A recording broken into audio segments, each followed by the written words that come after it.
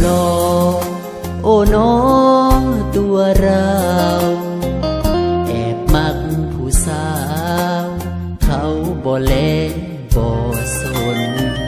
เกิดมาผู้หายซ้ำยังลำบากยากจนอยากมีสักค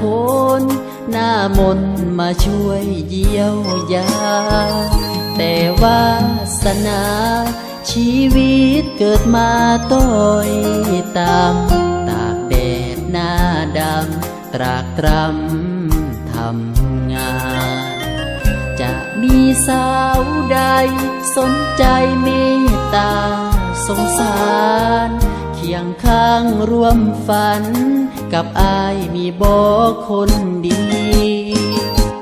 หัวใจทุกวันมันแสนโหดหู่ทั้งพี่รู้ว่าเรานั้นต่ำศักดิ์ศรี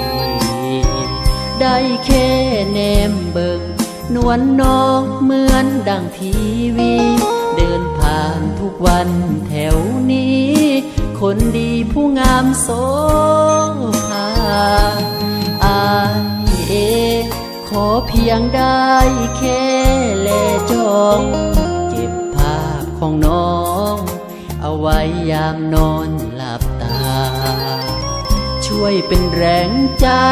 ต่อสู้ไปทำงานดอกนาหมดสิทธิ์จะได้การด่าส่วนอายนี่นาได้แค่อาหารตา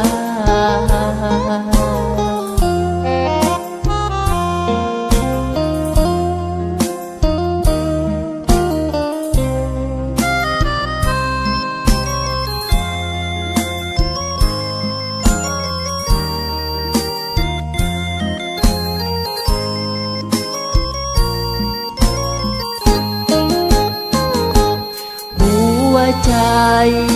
ทุกวันมันแสนโหดหู่ทั้งพี่รู้ว่าเรานั้นต่ำศักดิ์ศรีได้แค่แนมเบิ่งนวลน้องเหมือนดังทีวีเดินผ่านทุกวันแถวนี้คนดีผู้งามโสภาอายเอง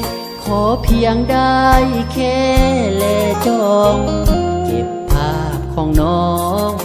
เอาไว้ยามนอนหลับตาช่วยเป็นแรงใจต่อสู้ไปทำงานดอกนาหมดสิทธิ์จะได้การด่าส่วนอายนี่นาได้แค่อาหาร